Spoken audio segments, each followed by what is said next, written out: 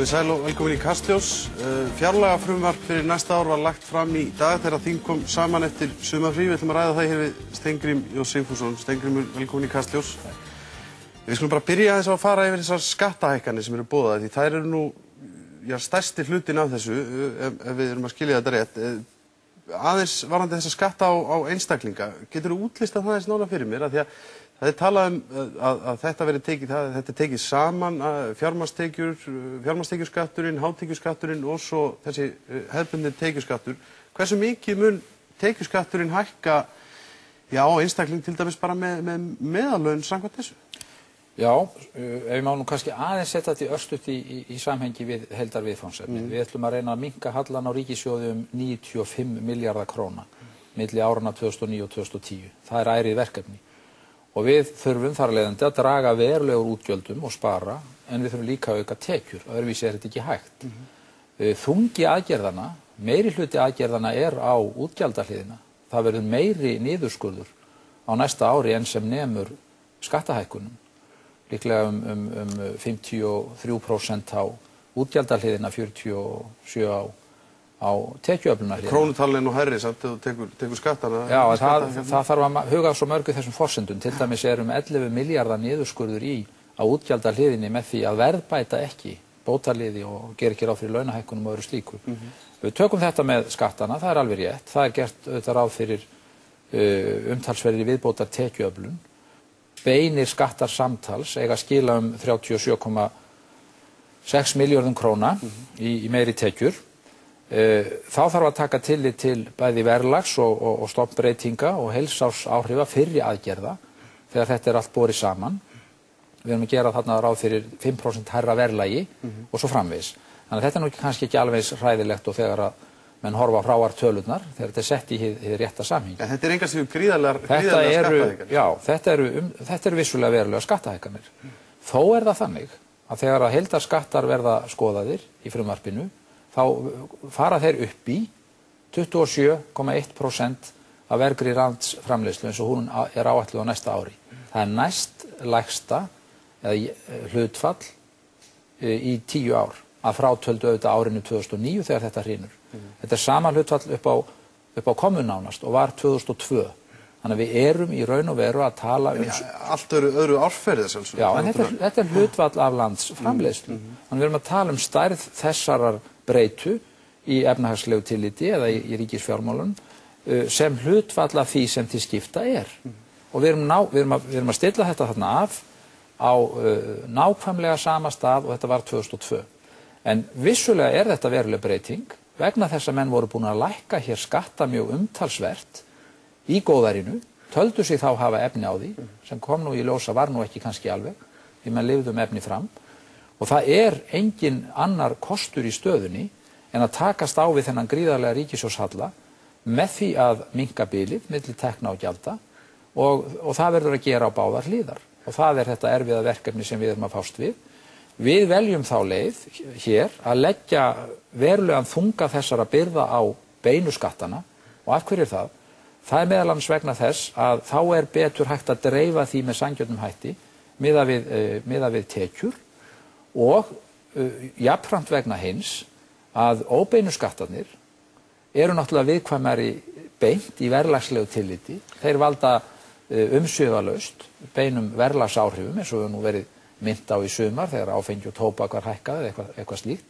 Þannig ég tel að það sé reynt að vega þetta þarna saman á svona besta mögulegan hátt. Já, ég veit, sko, hvað ætlar að hækka þennan tekjuskatt mikið? Því fyrir sko, fólk sem er ekki með það háar tekjur að það borgi hátekjuskatt og það er ekki að borga heldur neinar fjármagnstekjur, því þær koma nú inn í þetta líka. Hversu mikið hækkar, mun tekjuskatturinn hækka á bara, ef við segjum bara venjulegan launamann?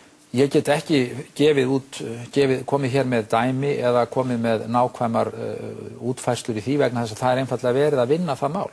Við höfum orðið að vinna þetta í bara þeirri röð sem eðli málsins. Er þetta ekki fjárlagafrumvarp eða ekki búin að klára þetta? Jú, en tæknileg útfærsla kemur í sjálfstæðu frumvarpi, tekjuöflunarfrumvarpi, skattabreitingarfrumvarpi.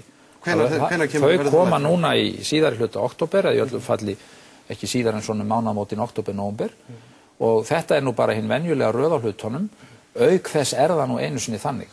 og það best að segja bara hlutin eins og þeir eru, að vinnuálagið og aðstæðurnar hafa auðvitað verið þannig að menn hafa bara orðið að taka hlutina í þeirri röð sem að höndum ber, og það var auðvitað að setja saman fjárlagafrumvarpið, setja ramman, setja markmiðin inn sem við þurfum að ná, og síðan vinnum við tæknilega útfærslu á skattamálunum í framhaldinu og samhliða, og þessu verður lokað núna á næstu 2-3 vikum eða svo, og við ætlum okkur í umtalsverða endurskipulagning á kerfinu, meðal annars það í skoðun að sameina í einn heildstæðan skattstofn, launatekjur og aðrar tekjur og fjármagnstekjur. Það vinnst margt með því, meðal annars svona sanngjarnari dreifing og sanngjarnari skattlagning að við teljum. Það hefur líka þann kost að svo tilhneiging sem var hér í gangi að færa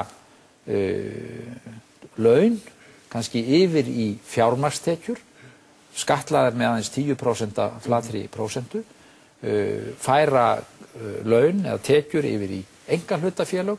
Nú verðum við einfaldlega að taka á þessum hlutum og reyna að tryggja hérna skilvirkt og réttlátt skattkerfi til þess að skila okkur þeim tekjum sem við þurfum á að halda, og ætli það verði nú ekki líka þannig að mönnum finnist nú ekki síður þungbær og tilfinnanleg niðurskurðarhliðin þegar mann fara að rýna betur í það. Við skulum fara aðeins í hana eftir smástund. Mér langar aðeins að spyrja þetta í dag. Hvers vegna, sko, að því að það þetta eru 37 milljarðar sem ætlaði að ná inn með þessum sköttum, og það verðist ekki alveg verið búið að klára endilega að sjá hversu hátt hlutfall tekjuskatturinn verður á því og hversu mikið hann hækkar. Bíddu aðeins. Sko, í gær boðuðu þið aðgerðir fyrir heimilin í landinu, og það var svona hægt að reikna það út að, já, svona fjölskylda með lán svona kannski sem það borgaði á svona 100.000 króna húsnæðislán, eitthvað svoleiðis, að það væri að hafa, myndi lækka greiðslubyrðin 20, 30, 40 skall af því. Sá peningur að fara núna með þessu? Sko, við þið ekki að boða eina aðgerð einn daginn, það sem ætla að, sko, já, segjast þér að hjálpa fólkinu í landinu og færa því aukna pening í budduna, því það veitir nú víst ekkert af. Svo daginn eftir þá komið og þá fer þessi peningur eiginlega bara á milli vasa, hann fer úr ríkisbankanum og yfir í ríkiskassan. Það nú eins og þannig að það ráðstafinn sem gripið til í húsnæðismálunum, þær munu fyrst og fremst nýtast þeim sem á þeim þurfa mest að halda og í vandræði með sínar afborganir í dag. Það eru kannski 15-20% af þeim sem eru með húsnæðisskuldbindingar. Þeir fá líka skattahækkanir. Já, en við meðlans með því að hafa þetta í beinu sköttunum, þá getum við tekið tillit til tekna, við að sjálfsögðu munum leitast við að tryggja það að þetta fari á efri hluta tekjubilsins, eins og þegar var gefin forsmekkur af í vor með sérstöku 8% álagi á tekjur yfir viss mörk. Þetta ætlaði að halda áfram að flækja skattkerfið. Við ætlum að vísu að fara í gegnum þetta í heild sinni og skoða hvar skattbyrðin byrjar að þyngjast, reynum að sjálfsögðu að verja alveg tekjulægstu hópana og láta svo skattbyrðin að þyngjast jafnt og þétt eftir því sem kemur upp tekjuskalan. Það er réttlátt og sanngjarnt. Það heitir á góðri skandinavísku progressíft skattakerfi. Það tryggir jöfnuð og dreifir byrðunum á þann félagslega réttlátasta hátt sem mögulegt er. Persónuafslátturinn er ekki hækkaður. Sko, verkalýðshreyfingin hefur talað fyrir því og þínir samflokksmenn og félagarnir í ríkisstjórn og fleiri hafa talað það oft undanfarin ára að það sé nauðsynlegt að hækka persónuafsláttinn samhliða breytingum á skattkerfinu, því að það geti hjálpað þeim tekjulegri. Það fer allt eftir því hvernig það er útfært, hver til dæmis skattprósentan er þar sem að skatturinn byrjar að koma inn og svo framvegis. Ein leið í þessu gætu auðvitað verið svo að vera með fleiri þrep. Það hefur ýmsa kosti. En kemur það til greina, að fjölga þrepunum í skattkerfinu? Ég útiloka ekkert í þeim efnum. Við erum auðvitað með viðbótar þrep inni núna, það sem er 8% álagið á yfir viss mörk.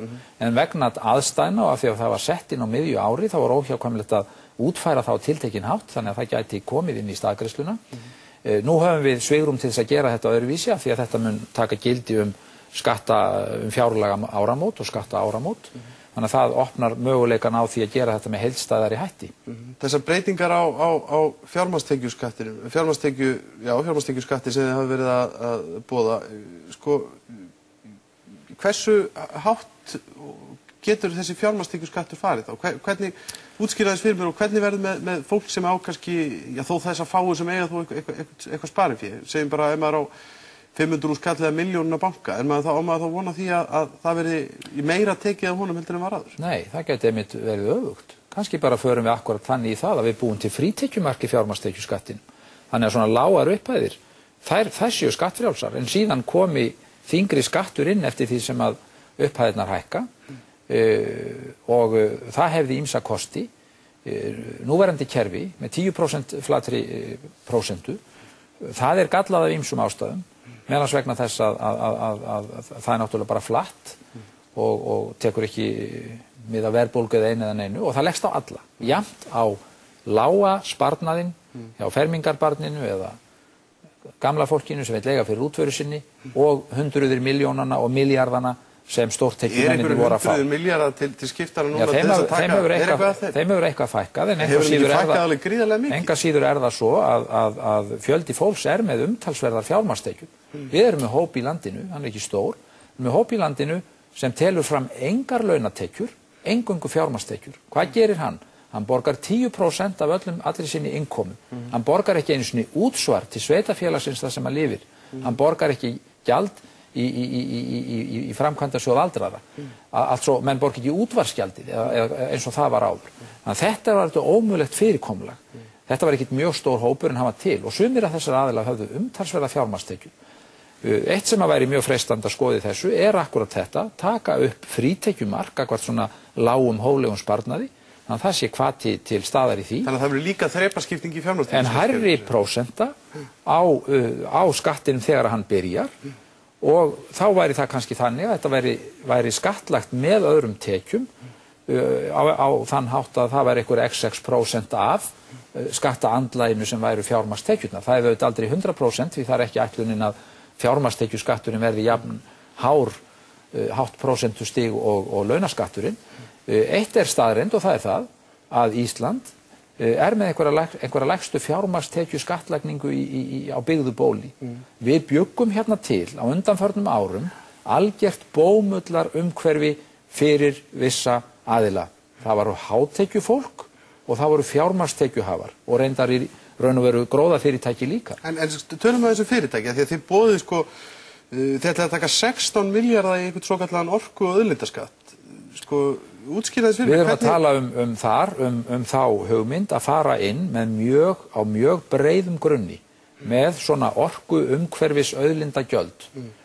Þar sem við værum að tala kolefnis eldsneytisgjafa og sem losa gróðurhúsalofttegundir. Við varum að tala orkusölu, raforku, heitt vatn og annað slíkt. Við varum að tala umhverfisgjöld sem tengdust kannski ferðaþjónustunni og umhverfismálum. Þetta ekki ykkar aðferð til þess að skattleggja álfyrirtækin á landi, bara svo ég spurði þið beint að því?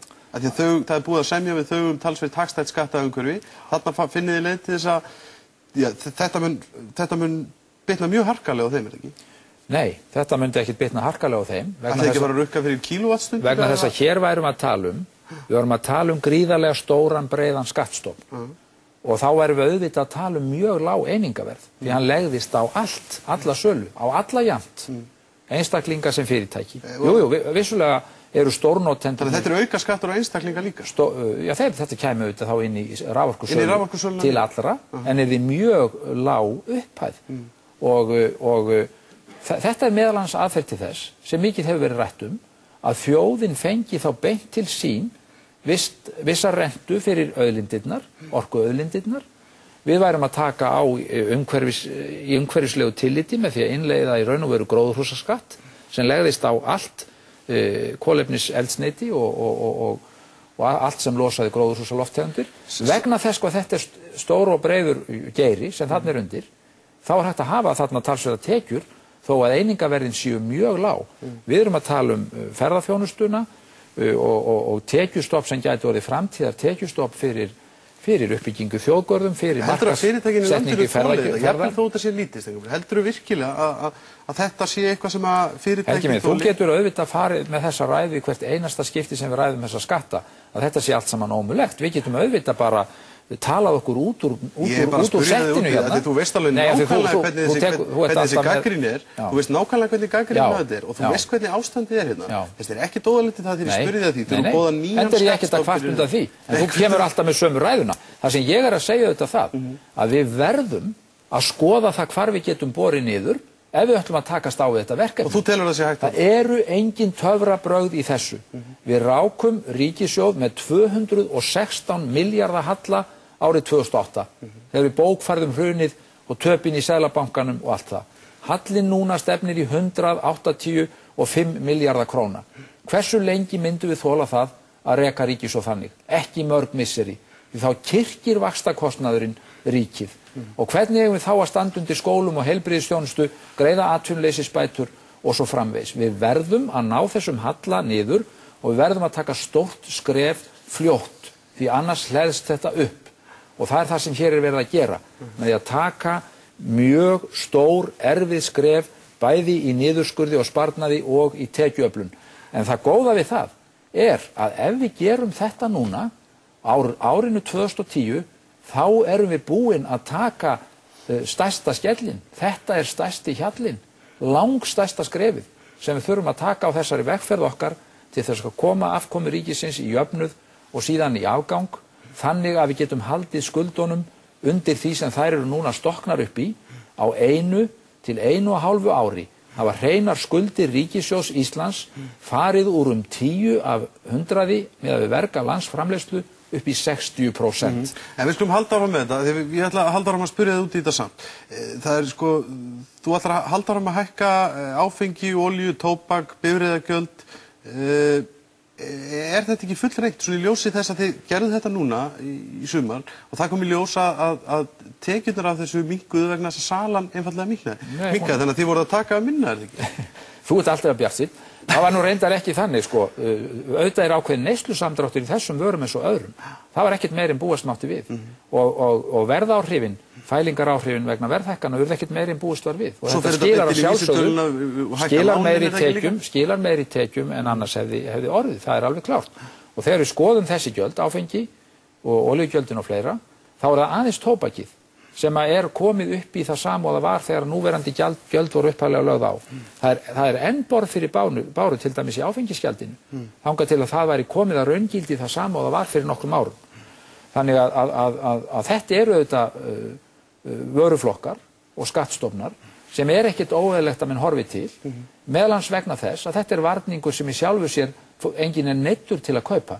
En ég sagði það líka að þegar við skoðið vægi þáttana hér, þá förum við mjög vægilega í óbeinu skattana og það er sérstaklega út af verðlagsáhrifunum og vegna þess auðvitað að við vitum að þar er ekki mikið svigrúm. Við erum ekki að tala hér til dæmis að hækka matarskattin eða neitt slíkt, einfallega vegna þess að það væri tilfinnanlegt, kæmi verst við tekjulágu fjölskyldurnar og það allir þurfa jú að kaupa í matinn. Sko, förum aðeins þá í þetta varandi launin sem kemur fram þar. Það er talað um að það séu engar aðrar en umsamdar launahækkanir á næsta ári. Þar er verið að leggja svolítið línurnar fyrir þá til dæmis þá hópa ríkisstarfsmanna til dæmis sem eru með lausa samninga. Já, enda við gerum auðvitað ekki sjálf sér ráð fyrir annarri launaþróun á árinu næsta en því sem að þegar hefur umsamist á vinnumarkaðnum og það er að langstærstum hluta búið. Og þar var fyrst og fremst að ræða þessar óverulegu launahækkanir hjá tekjulægstu hópunum og aðrir tekjuhæri hópar sem ýmist hafa samið eða eru með lausa samninga við einfaldlega göngum út frá þessari þróun og ef eitthvað annað gerist þá er auðvitað tekið á því. Allar verðlagsforsendur í þessu frumvarpi eru ákaflega aðhaldsamar svo vægt sér til orða tekið. Það er bara einfaldlega þannig að það er ekki gert ráð fyrir neinum verðlagsuppfærslum á stóru liðunum, bótaliðunum, launaliðunum og öðru slíku. Það eina sem fær á sig verðlagsuppfærslu er rekstrarkostnaðurinn beint hjá stofnunum þegar hann er búinn að taka á sig aðlögunar kröfuna. Enda væri þá verið að tala um viðbótar niðurskurð hjá þeim ef það væri ekki gert. Við horfumst í augu við gengiskostnaðinn og slíkt sem er óumflýjanlegt og liggur fyrir en að öðru leyti er þetta á núllgrundvelli. Og hvað þýðir það? Það þýðir að við eigum alveg óhemjulega mikið undir því að verðbólgan fari niður. Við erum í nákvæmlega sömu stöðu núna og við vorum þegar við gerðum þjóðarsáttarsamningana á sínum tíma að nú erum við í raun og veru að veðja á og vona að það leggist með okkur að við náum verðbólgunni niður hratt. Seðlabankinn spáir 2,5% hækkun á næsta ári, hann er bjartsýnn og vonandi reynist hann hafa rétt fyrir sér. Í fjárlagafrumvarpinu er gert ráð fyrir 5% og það mun auðvitað bíta í. að sjálfsögðu ef það gengur eftir, en frumvarpi sjálft og aðgerðirnar sjálfar, þær hafa aðhaldsáhrif mjög mikil og hjálpa vonandi til að ná hér jafnvægi og tökum á hlutunum. Þannig að við verðum bara að vona það besta og hagsta þróun, til dæmis ef að gengi styrktist lítillega, verðbólgan færi hratt niður, nú við náum hérna vaxtalækkun og það skapast aðstæður til vaxtalækkana án þess að það valdi ójafnvægi, þá myndi það allt leggjast með okkur í þessu. En niðurskurðurinn, við skulum fara aðeins í hann, við skulum byrja samt á þessu atvinnuleysi, sko, þið spáið 10,6% atvinnuleysi á næsta ári. Hvað reiknar með að stórt hlutfall af þessari aukningu sé vegna þá uppsagna á starfsfólki sem að koma til vegna niðurskurðarins hjá ríkinu? Hafið þið ekki reiknað það eitthvað? Það að sjálfsögðu markmið að fara í þessar aðgerðir þannig að störfin séu varin eins og kostur er. Að draga úr launakostnaðinum ofanfrá með því að draga úr yfirvinnu og öllum óumsömdum greiðslum og svo framvegis, verja grunnkjörin og verja störfin eins og kostur er. Forstjóri Landspítala sagði að þetta myndi kosta það að hann þyrfti að segja hundruðum upp. Já, auðvitað er því miður ekki takt að komast hjá því að til slíks geti komið. Hvað heldur þetta verði mikið? En það verður ekki bæði sleppt og haldið. Nei, en hversu mikið verður? Þetta er auðvitað inn í matimanna á því hvert atvinnuleysið verður. Það er gert ráð fyrir einhverju aukningu sem veldur fækkun starfa í opinbera geiranum, en það er minnsti hlutin af því sem spáð er að þarna bætist við. Ég er nú ekki með nákvæmar tölur yfir það, en ég veit að menn hafa brotið þetta niður í spám sínum. Og eins og ég segi, það verður reynt að gera þetta þannig að verja störfin eins og kostur er, og við erum þrátt fyrir allt ekki að tala þarna þó meiri aukningu atvinnuleysis en þetta. Við búumst við að hún verði mest yfir veturinn, væntanlega útmánuðu næsta árs, farið þá vel yfir 10%, en þar með erum við vonandi að sjá kúfinn á atvinnuleysinu. Það er sárt, það er tilfinnanlegt, en það er þó langur vegur frá því sem sumir voru að spá, gangi þetta eftir, að hér er þið komið 20% atvinnuleysi og ýmsar slíkar heimsenda spár, þær hafa sem betur fyrir ekki gengið eftir. Atvinnuleysið er minna í ár en spáð var, samdráttur þjóðartekna er heldur minni, þannig að vissir hlutir hafa gengið í við betur, útflutningsstarfsemin gengið í raun mjög vel, ferðaþjónustan blómstrað, þannig að við skulum nú ekki mála myndina heldur og oft dökkum litum, og ég er alveg bjartsýnn á það, ef okkur tekst að fara vel í gegnum veturinn saman, þá erum við þar með komin í gegnum það versta. Sko, varandi þennan niðurskurð, það er til dæmis talað að bætur eins og til dæmis örorkubætur, að þær muni haldast óbreyttar og ekki hækka. Þið hefur nú talað það margoft með þið voru í stjórnarandstöðu, auðvitað eru breytti tímar og landslagið annað, að þær hafi ekki fylgt neinni þróun í landinu, til dæmis bætur hjá lífeyrisþegum og þeim sem þiggja örorku. Hvers vegna finnst þér ekki ósanngjarnt að eftir öll þessi stóru orð ykkar og samfylkingafólksins með þeim voru í stjórnarandstöðu, að þetta fólk þurfa að sætta sig við óbreyttar bætur og mjög rýrnandi kaupmátt? Að sjálfsögðu er það hryggðarefni að svoleiðis er, að það taka allir á sig byrðar og líka þessi. En eru þið þá að verja þá sem verst eru verstandi? Já, ég tel að megi færa fyrir því sterk rök vegna þess að það er hækkanir sem urðu sem betur fer, töldum enn sig hafa efni á því, sérstaklega 2007, að gera þarna talsvert betur og tóku þá inn umtalsverðar raunhækkanir. Voru það ekki bara einhverja leiðréttingar? Umfram verðlag, jú, það má vel segja það. En það var sagt þá. Þó er það nú þannig að til dæmis 180.000 krónu tryggingamarkið, ef við setjum það í samhengi við bara til dæmis atvinnuleysisbætur eða framfærslu námsmanna eða eitthvað því líkt, þá er það þó það sem það er. Það er ekki hróflað í því, það er rétt. Verðbólgan mun auðvitað eitthvað bíta í það eins og allt annað í þessu. En aðeins varðandi þennan það er reynt að verja þetta eins og kostur er og við skulum ekki gleyma því að það er skýr forgangsröðun í aðhaldsaðgerðum í frumvarpinu. Ok, forgangsröðunin, kristallast hún til dæmis í því, bara svo ég taki dæmi og þetta er kannski ekki alveg sanngjarnt, en ég bara raka augun í þessar tölur. Kemur hún til dæmis fram í því að Landspítalinn þarf að skera niður 1,3%, Háskólinn 1,4%, Alþingi, það er bætt við fjárframlög Alþingis 0,5% og ég get ekki betur segja en að sendiráðin eiga fá 6-8% í viðbót. Já, en hefur athugað gengið, Helgi? Ég hef alveg athugað gengið, en ég bara Utanríkisþjónustan er náttúrulega kostnað í erlendri mynt og það er verið að skera hann alveg verulega niður þegar þú umreiknar þetta yfir í gengi, gengisforsendurnar. Það er alveg rétt, það eru ýmsir svona hlutir sem að stinga í augu. Það eru skýringar á því. Það hefur verið látið eitt yfir alla ganga í þessum efnum. Grunnreglan er skýr. við leggjum 5% aðhaldskröfu á félagsmálin og heilbrigðisþjónustuna. Við leggjum 7% aðlögunarkröfu á menntamálin og 10% á annað. Þetta gengur í gegnum allt frumvarpið sem rauður þráður. Í þessu skýr pólitík. Við erum að reyna með þessum hætti að hlífa viðkvæmustu þáttunum, velferðarþjónustunum og menntamálunum. Þannig að þetta flatur niðurskurður. Okkur farið ekki frekar og býtu, ef þú ert að lýsa þessu svona, því svo forsetaembættið, það fer niður bara 1,5%, það mætti örugglega hellingsspara þar.